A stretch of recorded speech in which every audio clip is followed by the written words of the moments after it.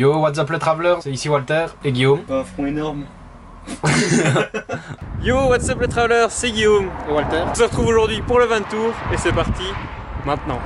Alors donc ici on se retrouve dans la cabine de notre petit driving Mairie et donc c'est un Fiat Ducato L4 H2. Donc pourquoi est-ce qu'on a choisi ça? Il y a plusieurs caractéristiques intéressantes sur les dimensions du véhicule. Celui-là il fait 4 mètres en longueur pour faire ce qu'on voulait, 1,87 m en largeur, donc c'est pas mal vu qu'on mesure à 1,76 m et 1,66 m. Ça fait qu'on pouvait se coucher dans la largeur, mettre un lit tranquille. Et autre point sympathique, il y a donc 1,93 m de hauteur. Une des autres caractéristiques qui nous a attrayé, c'était la dimension aussi sur le toit forcément, qui nous permettait de mettre suffisamment de panneaux solaires pour être tranquille niveau électricité dans à peu près tous les pays, même si la luminosité n'est pas au top. On se retrouve sur le toit. Donc là on peut voir sur notre toit les 3 panneaux de 245 watts crête. Donc ici vous pouvez voir les fixations qu'on a utilisées, mais vous aurez plus de détails sur ce point dans la vidéo dédiée au circuit électrique. Alors donc ça c'est le passe-fil pour pouvoir rejoindre les batteries. Donc là vous avez nos 2 lanterneaux, sauf qu'on a des problèmes de fuite quand il pleut trop fort. Donc lanterneau d'ailleurs avec une petite moustiquaire et où on peut ouvrir pour avoir de l'air. Voilà. Bienvenue chez nous. Rentrez, Walter vous attend. Hey, salut à tous les amis, voici Walmerd. Bienvenue dans ma cuisine. Vas-y, on parle.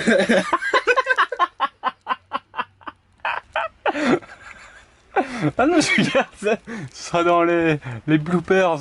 Salut à tous, ici Walter, et qui est Sanji le Cuisto. Ceux qui n'ont pas la référence se référaient à One Piece, l'un des mangas favoris des Globe Walkers. Je serai donc celui responsable de la cuisson de chaque steak, de chaque légume, pour l'équipage de 2 personnes que nous sommes. Nous avons opté, comme vous pouvez le voir, pour une cuisine sobre, mais jolie. La cuisine a été faite par mes soins.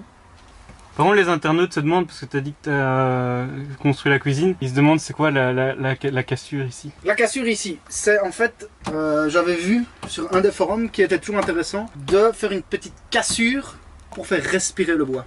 C'est pas plutôt que vous avez fait tomber la planche? Oui, j'ai fait tomber la planche et ça a cassé le bois et on s'est dit que c'était pas très grave. Guillaume va s'occuper de réparer ça. Attaque au gaz. C'est avec cette tac que je vais faire les meilleurs steaks, les meilleurs légumes. Cette tac au gaz est directement reliée au gaz qui se trouve sous le plan de travail. Regardez, par vous-même. Aucune flamme ne sort, pourquoi? Parce qu'il n'y a pas de gaz. Chose très importante avant de cuisiner, il faut se laver les mains. Ce n'a jamais été aussi vrai en ces temps de coronavirus. Je ne voudrais surtout pas contaminer mon meilleur client qu'est Guillaume. Le problème, c'est que nous n'avons pas d'eau. Pourquoi? Parce que j'ai mal monté le système d'eau. Guillaume va s'occuper de réparer ça. Et c'est donc ici que je coupe mes petits légumes. Pour couper ces légumes, il faut des ustensiles évidemment. C'est l'intérêt des 4 tiroirs que nous avons ici en dessous de moi. La particularité de ce tiroir, enfin si on peut appeler ça particularité, du coup, c'est qu'on a accolé des aimants à l'arrière de chaque tiroir pour éviter que quand on roule, il s'en aille. Dans le premier tiroir, nous avons opté pour un range-tout, où on met absolument tout le bordel. Dans le second tiroir, on y met les ustensiles de cuisine. Dans le troisième tiroir, c'est là où nous allons ranger évidemment les casseroles. On a opté pour un tiroir qui se tire comme ça. Guillaume va s'occuper de réparer ça. Et dans le 4e tiroir, c'est là où on rangeait quand on était au Royaume-Uni notre housse. Voilà.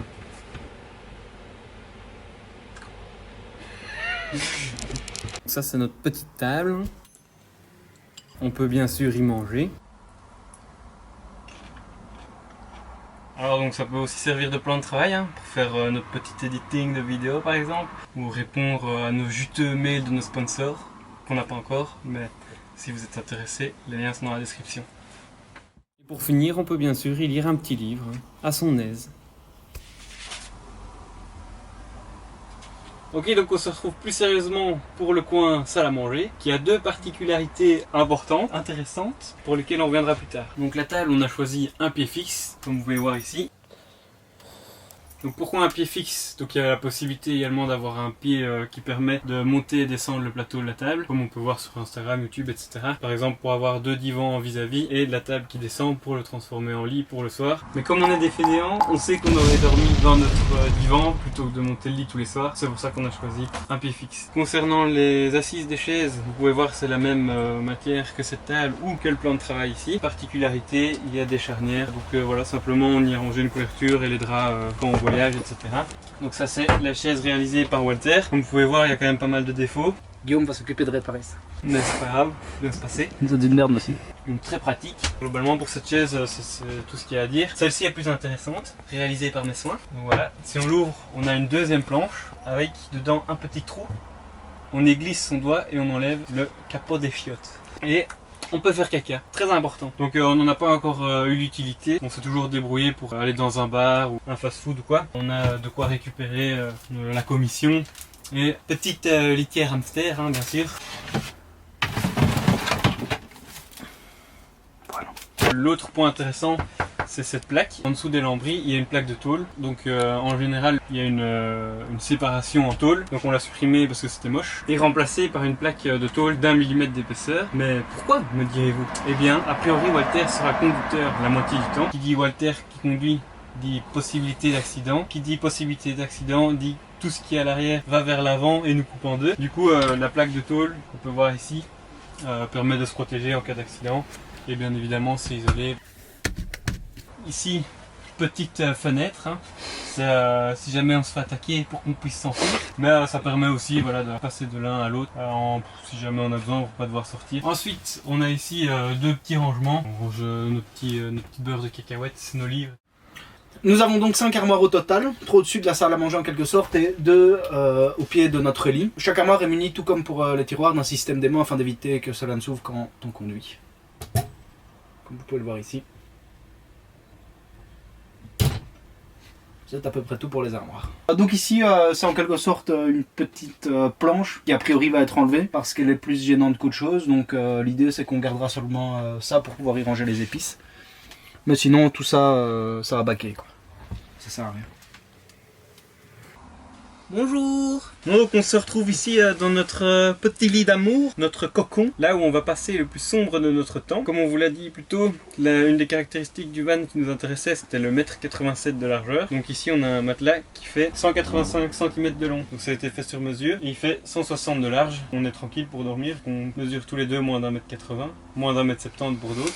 On est placé à 1 mètre du sol, le sommier est à 1 mètre du sol, donc avec le matelas en plus on est à 1,20 m, 1,25 m. Et comme on vous l'a expliqué, on veut faire des petits changements, dont baisser un peu le lit pour être quand même plus à notre aise. On a toujours assez de place pour pouvoir mettre les vélos et tout ça sous le lit. Mais alors, là où le génie se rassemble avec la technique, se trouve sous le lit.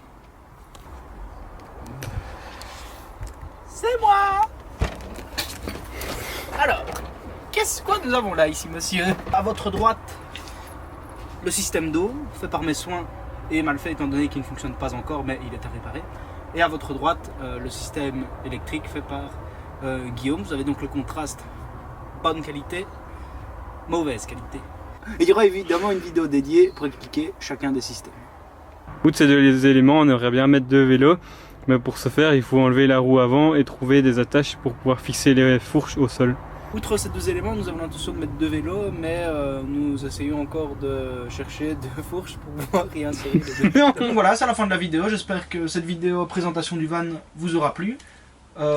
Si vous l'avez aimé, donc vous pouvez aimer la vidéo, la partager auprès de vos amis, ce qui nous ferait plaisir, et évidemment vous abonner. Chose qui nous ferait plaisir, c'est si vous abonnez à notre compte Instagram. La semaine prochaine aussi, ce sera une vidéo plus simple, présentation de nos propres personnes, du voyage, du projet en général. Donc on vous expliquera tout ça. C'est tout pour nous. I'm out. Peace out.